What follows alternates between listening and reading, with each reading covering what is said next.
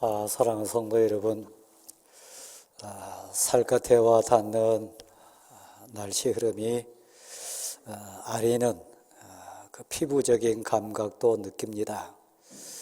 환절기를 맞고 있기 때문에 기침하신 분들도 계시고 또 우리들 옷차림도 이 시점에 맞춰서 갈아입는 그런 시기가 지금입니다. 날씨 변화 못지않게 시대 흐름, 문화의 흐름, 세상 가치의 흐름이 우리를 힘들게 합니다. 과연 이 시대에 살아가는 지혜가 뭘까? 특별히 우리 당대뿐만 아니라 우리 눈에 넣어도 아프지 않을 내 살아가는 자녀들이 세상 유혹받지 않고 세상 악한 영에게 매이지 않고 승리할 수 있는 비결이 뭘까?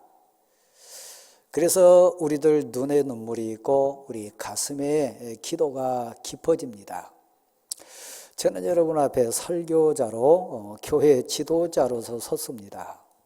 여러분이 저의 거울이 되기도 하고 제가 여러분 앞에 섰을 때 신앙과 믿음의 거울이 되는 부분도 있습니다. 서로를 보는 것이지요. 오늘이 제가 만 21년째 사역을 시작하는 주일입니다. 저희 1대 원로 목사님이 20년, 2대 목사님이 20년, 제가 20년을 채웠습니다.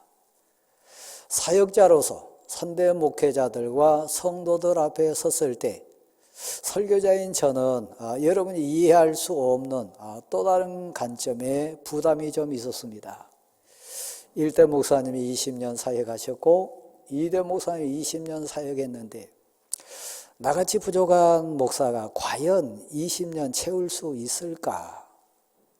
윤리적으로 도덕적으로 신앙 가치적인 부분에 삶이라고 하는 거울로 성도들 앞에 비춰졌을 때 과연 나도 선대 목사님들처럼 20년 버틸 수 있을까? 그 사역 감당할 수 있을까? 걱정 아닌 걱정, 또 짐 아닌 짐 관점에서 사역을 했습니다. 성도 여러분, 우리 앞에 자녀가 있습니다. 또 교회 지도자들 앞에는 귀한 성도들이 있습니다. 특별히 믿음으로 살아가는 우리 삶의 현장에는 예수 믿지 않는, 그래서 그리스도의 빛, 그리스도의 소금의 역할과 같은 우리를 쳐다보는 세상 사람들이 있습니다. 자녀가 됐든 성도가 됐든 세상 사람들이 됐든 그들 앞에 선한 모델로 승리할 수 있을까요?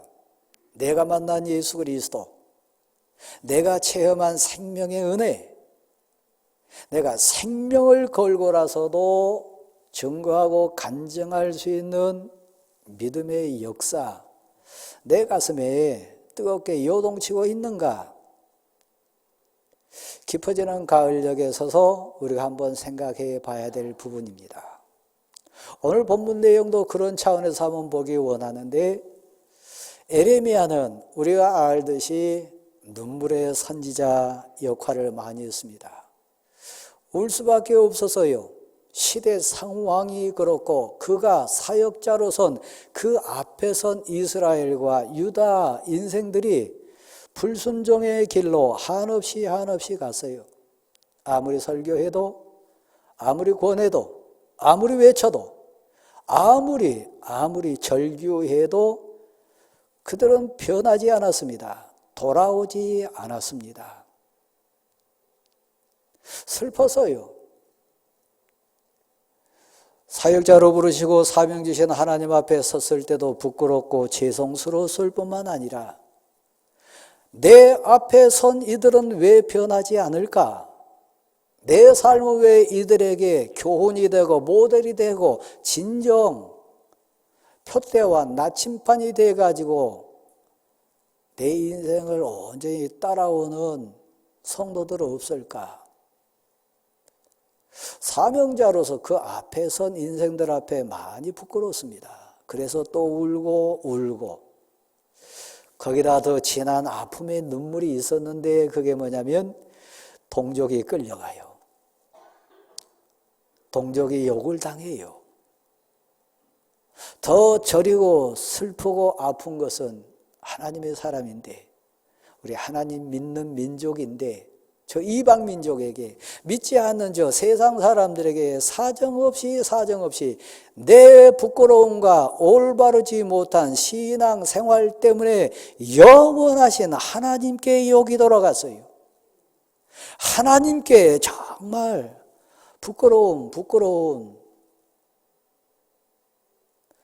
죄인된 내 수준에서 끝나는 것이 아니라 그 욕이 하나님께 돌아갔을 때 울지 않을 수 없었어요. 자녀 앞에 서 계신 사랑하는 성도 여러분, 모델이 되십니까? 자녀들의 아픔, 눈물, 자녀들의 방황을 보면서 혹시 여러분 막 가슴을 쥐어 때리면서, 쥐어 짜면서 내 죄라 울어본 적 있습니까? 저도 여러분 앞에 눈물이 있습니다. 여러분도 자녀 앞에 눈물이 있습니다. 세상 앞에 부끄러워서 얼굴 들지 못하는 이 시대의 신앙인의 자조 섞인 후회가 있습니다. 그래도 하나님은 우리를 포기하지 않아요.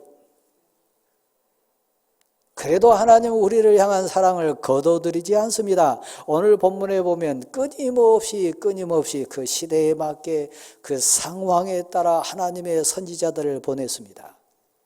거부해도 변화되지 않아도 끝까지 돌아서지 않는 안타까운 상황임에도 불구하고 하나님의 사랑은 그치지 않습니다. 여전히 하나님은 손을 내미십니다. 여전히 하나님은 기다리십니다.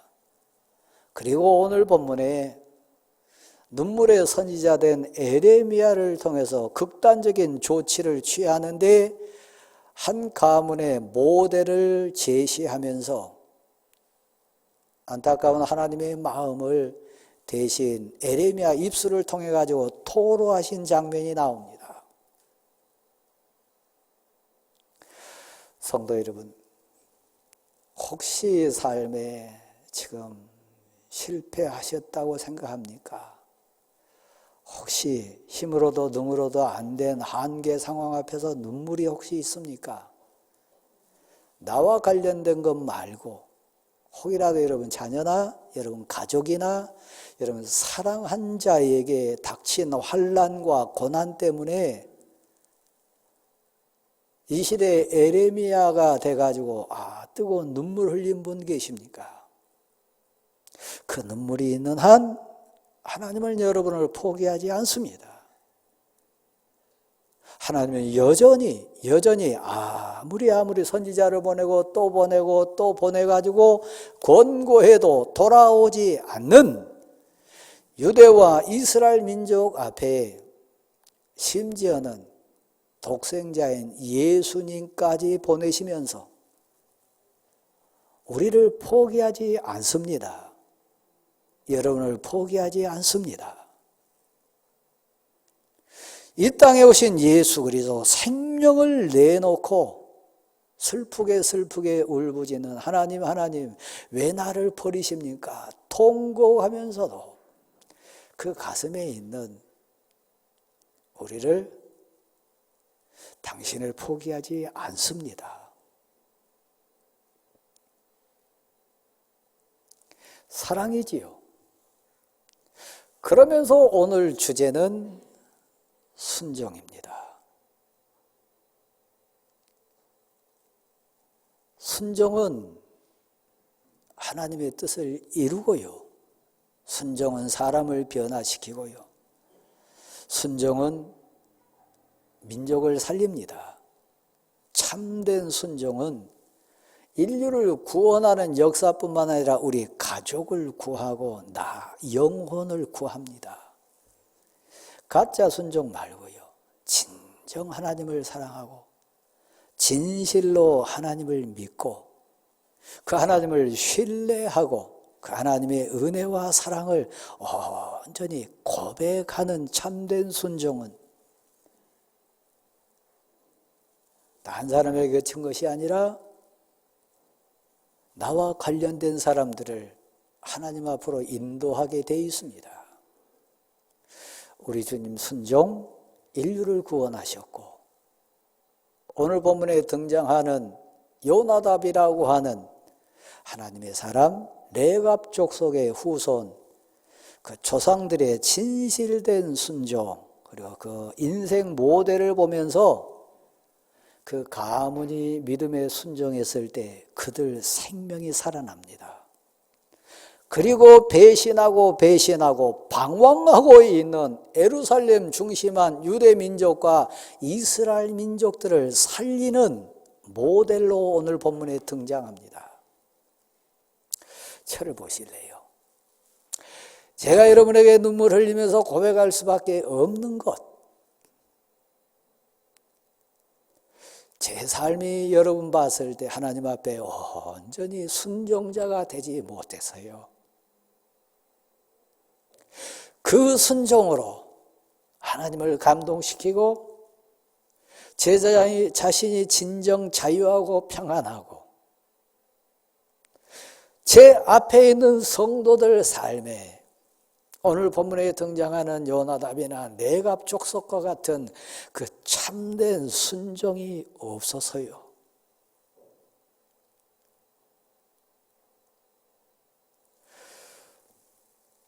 레갑 족속은 원래 이방인입니다. 이스라엘 민족이 아닙니다. 유대 민족이 아닙니다. 대표적인 레갑 족속의 인물 가운데 모세의 장인 됐던 이두로라고 하는 인생이 이 레갑 족속입니다. 그러니까 여러분이 아시듯이 그들은 광야를 지나다니고 사막에 살고 유목민 생활을 살았던 방황하는 민족이었습니다. 그런데 어느 순간 하나님의 은혜를 알아서요, 하나님이 그들을 만나주셨고 은혜 가운데 동참하는 복을 받아가지고 알았습니다. 하나님의 사랑이 얼마나 귀하고 좋은지, 하나님이 주신 은혜가 얼마나 진실하고 신실하고 복인지 알았습니다. 결단해요. 고백해요. 자기 자신뿐만 아니라 생명을 걸고 그 앞에 있는 후대들 앉혀놓고 유언합니다. 명합니다. 내가 만난 하나님은, 날 사랑해 주신 하나님은, 내 인생의 안내자 되신 하나님은 신실하시다, 선하시다, 능력이 많으신 하나님이다. 그러니까 내 사랑하는 후대들이요, 내 사랑하는 가족들이요, 몇 가지를 유언하는데 첫 번째는 그겁니다. 포도주 마시지 마라. 술 마시지 마라. 포도주, 술, 단순히 음료 개념 아닙니다. 세상 기쁨을 상징하는 겁니다. 세상에 참된 기쁨은 없다. 세상 가치로 누릴 쾌락, 그거 참된 평안 아니다. 포도주, 술, 세상 기쁨의 가치입니다. 내가 만난 하나님, 내게 참 기쁨 주시고 내 영혼에 참 평안 주시고 세상이 줄 수 없는 참된 자유 주신 그 은혜를 내가 체험해 보니까 포도주에서 얻는, 술에서 얻는 세상 기쁨하고는 이것은 가치 자체가 다르고 차원이 다른 거다. 내 사랑하는 아들, 딸들아, 후대들아, 포도주 마시지 마라. 세상 기쁨, 세상 쾌락 찾지 마라. 우리는 빈손으로 왔습니다. 역시 빈손으로 갑니다. 교회당 안에 오셨지만, 예배 가운데 나오셨지만, 혹시 여러분 포도주에 대한 미련이 있습니까? 세상 술에서 오는 기쁨 혹시 지금 그리워하지는 않습니까? 포도주 좀 마시지 마라. 두 번째는 이겁니다. 한번 받아실랍니까? 너희는 나그네라. 그러니까 집 짓고 살지 마라. 포도밭 가꾸지 마라. 집터를 넓히기 위하여 세상 창고 채우기 위해서 세상 가치를 더하기 위해서 애쓰지 마라. 저 골짜기에 저 들판에 저 산등성이에 있는 하나님의 아름다움을 봐라. 시마다 때마다 채우시고 주시고 예비해 주신 하나님 사랑이시라. 들판을 만나게 해주실 뿐만 아니라 초목을 예비해 주셨을 뿐만 아니라 때마다 시마다 하나님이 입히시고 먹이신 것, 알았다. 그 은혜를 나는 안다. 그러니까 너는 나그네이니까 집 지려고 하지 마라. 집 더 늘리려고 하지 마라. 그 집안의 창고에 더 모아들이려고 애쓰지 마라. 가을입니다. 가을이 주는 최고의 교훈이 뭔지 아십니까? 겨울이 오는 거요. 저는 목사로서 많은 입관 예배를 드려봤습니다. 생을 마무리하신 분들 임종도 여러 번 경험해 봤습니다. 제 자신도 많이 묵상하고 묵상해 봅니다. 빈손이요. 빈손으로 갑니다. 반드시 우리는 본향을 향해 갑니다. 이 땅에 집 짓지 마세요. 이 땅의 집 평수 때문에 우리 창고에 채울 것 때문에 너무 아웅다웅하지 마시고 애쓰지 마시고 그것 때문에 여러분 눈물 흘리지 마세요. 빈손으로 갑니다. 내 사랑하는 내가 족속 후손들아, 내 사랑하는 자녀손들아, 이 땅에 포도밭 가꾸려고 집 지으려고 정착으로 통해오는 이 세상의 안전한 삶 위해서 애쓰지 마라.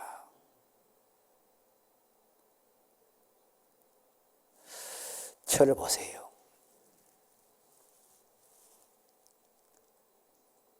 어느 부모들, 어떤 선조들, 아들이, 딸이, 자녀손이 소중하고 사랑스럽지 않겠습니까?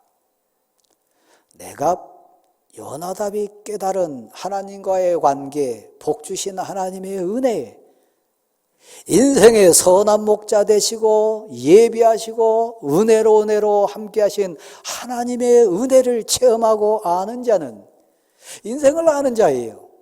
주인이 누구이신 분인 것을 아는 자예요.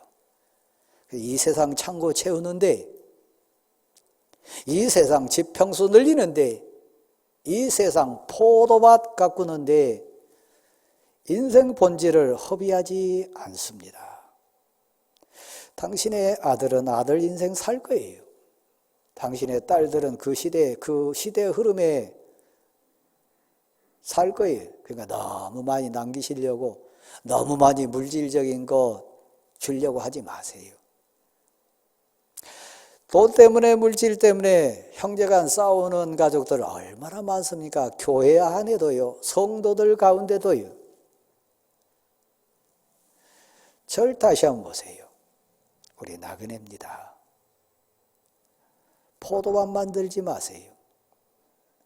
근데 이 네갑 족속에게 위기가 왔습니다. 전쟁이 일어나서요.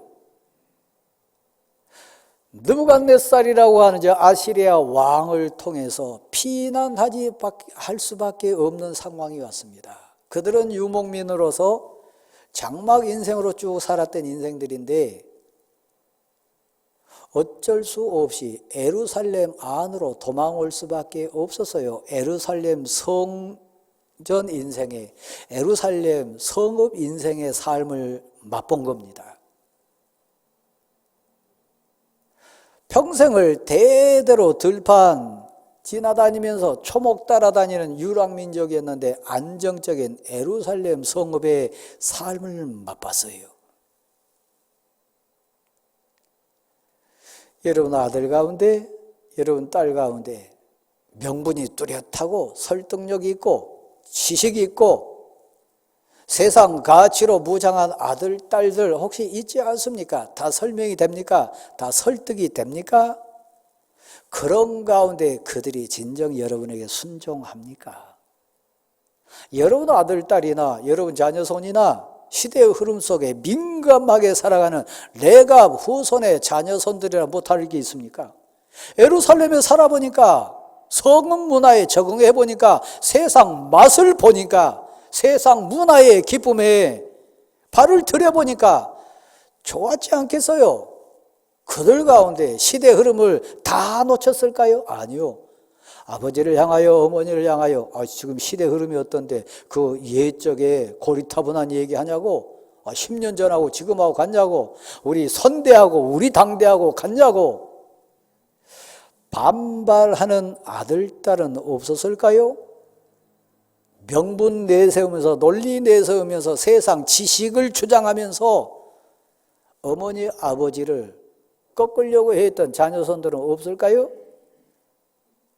그 날마다 뭐 기도하러 가십니까? 그 새벽마다 새벽기도 하십니까? 뭐 주일마다 구별하십니까? 지금 시대가 어느 시대인데 11조 생활합니까?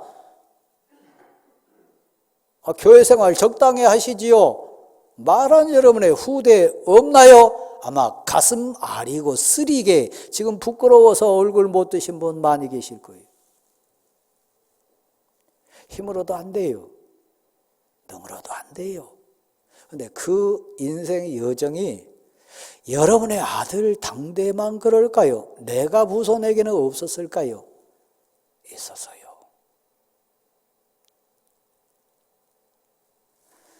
진실된 고백, 진실된 믿음, 진실된 사랑은 최고의 가치 정점으로 순종이라고 하는 아름다움을 내놓습니다. 어머니가 다 이에 대해서 순종하는 거 아니에요. 아버지가 다 옳아서 순종하는 거 아니에요. 아버지가 다 맞게 행동하고 윤리 도덕적으로 깨끗해서 효도하는 거 아니에요. 내각 가문의 위대함, 요나답 가문의 부러움, 이 가을에 우리 가문으로, 우리 공동체로 우리 자녀들 생각하면서도 큰 소원을 품습니다. 그들 가운데도 왜 시대의 흐름 주장하지 않았겠어요? 그들 가운데도 왜 심정적으로 갈등하지 않았겠어요? 그런데 절 보세요. 그 가문은 성전에 불러 모았습니다. 예루살렘 성전에 불러 모아놓고 너희가 예루살렘 성읍 생활도 해봤고 세상 문화도 경험해봤고 지금 한참 타락해가서 하나님께 책망받는 저 이스라엘 사람들의 삶의 패턴도 봤는데 너희도 헷갈리냐? 너희에게도 유혹이 지금 막 밀려와가지고 갈등 오냐? 에레미야를 통해서 묻습니다. 너희 앞에 포도주가 있느니라. 너희 앞에 술잔이 가득 채워져 있느니라. 마시라. 사람들 다 그렇게 하니까 지금 저 예루살렘 인생들, 유다 인생들도 지금 그렇게 가니까 너희들도 마시라. 가슴 떨리는 고백이 나오는데요. 우리도 부럽습니다. 우리도 압니다. 여기까지 인도하신 하나님, 우리 조상들을 지켜주신 하나님, 때마다 시마다 우리 조상들을 보호하신 하나님 은혜, 그 사랑 그 은혜는 진실이었습니다. 하나님의 사랑은 신실하셨고 성실하셨습니다. 세상 문화가 부럽고 세상 문화에 유혹이 있다 할지라도 여기까지 인도하시고 영원히 우리 주권자 되신 하나님께 우리는 고백자입니다. 그 하나님의 사랑을 놓칠 수 없습니다. 우리 가문에는, 우리 집안에는, 우리 공동체에는, 자, 한번 받아실랍니까? 믿음의 전통이 있습니다. 은혜의 전통이 있습니다. 하나님의 사랑이 있습니다. 그 사랑 때문에 바꾸지 않아요. 그 사랑을 배신하지 않아요. 어머니, 아버지, 어른의 이런저런 부족한 부분도 많이 있지만 그 중심에 있는 사랑을 저는 압니다. 그 중심에 있는 우리를 향한 그 애절함을 우리는 압니다. 좀 서툴러도 부족해도 이 시대 상황과는 좀 맞지 않아도, 그러나 아버지로 통해 어머니로 통해 우리 선대로 통해 믿음의 전통이 있습니다. 은혜의 전통이 있습니다. 그 정점에는 엄마가 아니요, 아버지 단순한 신앙 모습 아니에요. 하나님이요. 아버지를 붙들고 계신, 어머니를 지켜주신 전능하신 하나님의 은혜가 있습니다. 단순히 앞에 있는 아버지를 보고 단순히 앞에 있는 어머니 보는 게 아니에요. 그런 부족함에도, 그런 약한 부분에도 지키시고 보호하시고 복주신 그 놀라우신 전능하신 하나님의 은혜가 보이는 거예요. 일부 예배 때도 얘기했습니다마는 여러분 댁에 가셔서 사무엘하 23장 말씀을 꼭 한번 읽어보십시오. 거기 13절 이하부터 나오는 한 장면이 나오는데, 진정 믿음이 뭔지, 진정 순종이 뭔지, 진정 하나님의 은혜가 무엇인지 가르쳐주는 장면이 나옵니다. 철없는 군주 다윗에 대한 이야기입니다. 비틀거리는 지도자 다윗에 대한 이야기입니다. 전쟁이 일어났어요. 지금 생과 사 갈림길에 있습니다. 부하들은 생명을 걸고 싸우는 가운데 있습니다.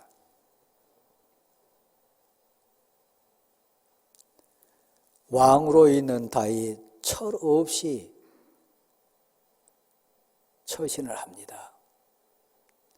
100번도 1000번도 비난할 수 있고요. 공동체가 나뉠 수도 있고요. 상상할 수 없는 상황으로 빠질 수 있는 위기 순간이 왔어요. 근데 30명의 용사 중에 3사람 하늘을 봅니다. 하나님을 봅니다.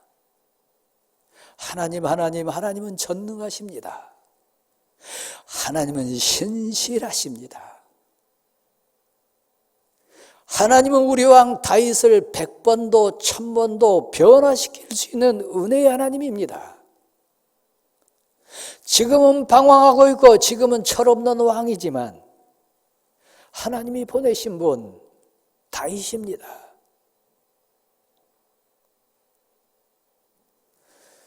하나님께 순종해요. 하나님을 봐요. 다윗을 비난하지 않습니다. 눈앞에 지금 갈짓자 걷고 있는 군왕 다윗을 보는 게 아닙니다. 다윗을 보내신, 다윗을 주관하고 계신, 다윗을 통해 이 공동체를 끌고 가신 하나님을 봅니다. 생명을 걸고 가요. 우리 생명 하나님께 맡깁니다. 그러나 우리는 압니다. 이 과정을 통해서도 하나님이 역사하심을 믿습니다. 그리고 순종해요. 지금 적군이 에워싸고 있는 베들레헴 성 안에 들어가서 우물물을 떠옵니다. 묻습니다. 하나님이 함께 하셨을까요? 안 했을까요? 하나님이 지키셨을까요? 외면했을까요? 하나님이 힘 주셨을까요? 안 주셨을까요? 한번 받아실래요? 온전한 순종에는 은혜가 있습니다. 물을 떠와서 다윗에게 바칩니다. 얼마나 떨리는 심정으로 드렸을까요? 그 내면에 얼마나 진한 눈물이 있었을까요? 전능하신 하나님, 이스라엘 공동체를 사랑하신 하나님, 다윗을 세우신 하나님은 신실하세요. 모든 것 합력하여 선을 이룰 수 있는 능력이 있으신 분이에요. 만약 여러분이 진실되게 생명을 걸고 남편을 위해 순종해 보세요. 하나님께요. 철딱선이 없는 여러분 아들, 딸 앞에서 진실로 나에게 아들을 보내시고 딸을 붙여주신 하나님께 온전히 생명을 걸고 순종해 보세요. 물을 받아든 다윗이 통곡합니다. 웁니다. 깨닫습니다. 벌컥벌컥 마시는 철없는 인생으로 내버려주지 않습니다. 하늘을 다시 봅니다. 하나님, 이 물은 단순한 물이 아닙니다. 생명을 걸고 하나님께 순종했던, 못난 이 왕을 위해 순종했던 내 부하들의 피입니다. 받으소서. 하나님이 받으소서. 그리고 변화됩니다. 결단합니다. 새 사람이 됩니다. 이스라엘 공동체를 살리는 위대한 군주로 거듭납니다. 다시는 이런 죄를 저가 범하지 않겠나이다. 하나님 용서하소서. 하나님, 이것은 진정 핏값입니다. 그리고 하나님께 부어드리고 새 사람으로 거듭납니다. 순종이 뭔지 아십니까? 내 뜻대로 마시고 아버지의 뜻이 이루어지기를 소원합니다. 죽음 앞에서요, 생명을 내놓으신 우리 주님의 고백입니다. 왜 변화가 안 될까요? 왜 은혜가 끝일까요? 왜 내 사랑하는 아들과 딸들이 여전히 방황할까요? 왜 내게 그런 고통이 끊이지 않을까요? 나의 주인, 나의 하나님, 나의 영원한 주인 되신 하나님께 온전한 믿음, 신실한 사랑, 온전한 순종 없어서요. 내 뜻대로 마시고 아버지의 뜻이 이루어지기를 원합니다. 그 말 속에는 내 뜻이 분명히 있습니다. 내 가치가 있습니다. 내 주장이 있습니다. 내 논리가 있습니다. 시대 흐름에 대한 명분이 있습니다. 내 뜻대로 마시고 나보다 나를 더 잘하신 하나님, 나보다 내 앞길을 더 예비하신 하나님, 지금은 이해 안 되지만, 지금 모르지만, 지금은 하나님 실패하고 있지만, 그러나 하나님 내 뜻대로 마시고 아버지 뜻이 이루어지기를 소원합니다. 비록 죽음이 있다 할지라도, 비록 실패가 있다 할지라도, 비록 고난 가운데 들어선다 할지라도 내 뜻대로 마시고 내 뜻대로 마시고 하나님을 믿습니다. 하나님의 신실하심을 믿습니다. 보내신 하나님을 압니다. 온전히 순종함으로 하나님의 뜻에 순종했던 우리 주님, 이 인류를 구원했습니다. 그 앞에 있는 인생들이 다 옳아서 아닙니다. 그들이 그 마음에 다 차서가 아닙니다. 하나님 뜻이니까요. 하나님이 보내셨으니까요. 하나님의 계획이니까요. 그 모든 것 합력해서 선을 이루기 원하신 하나님의 은혜가 뒤편에 있으니까요. 그러면 하나님이 여러분을 통해, 여러분의 순종을 통해 하나님의 나라에 이루어질 줄 믿습니다. 사랑하는 성도 여러분, 내갑 족속의 자녀들 가운데 우리 자녀들과 같은 자녀 없을까요? 내갑 족속 자녀들 가운데 세상 문화에 유혹받은 자는 없을까요? 있어서요. 그런데요, 집단 순종이 나옵니다. 이해 안 되지만, 다 모르지만, 내 뜻 아니지만 하나님을 믿습니다. 하나님의 주권을 믿습니다. 하나님의 능력을 믿습니다. 하나님의 선하심을 믿습니다. 거기에 능력의 역사가 일어납니다. 이 가을에 소원이 있습니다. 우리 자녀성 가운데, 우리들 후대 가운데 나는 과연 믿음의 모델이 될 수 있을까요? 어리석어도 부족해도 좀 모자라도 내갑과 같은 요나답과 같은 내가 죽고 내가 비난받아도 하나님의 뜻이 이루어지는 진정한 순종하는 요나답과 같은 믿음의 선진으로 우리 설 수는 없을까요? 그럼에도 불구하고 부족하고 모자라고 이 시대 감각에 무능한 나라일지라도 그래도 순종하는 자녀가 있다면, 여러분의 후대가 있다면 그것이 감사합니다. 그것이 은혜입니다. 고백으로 일어서십시오.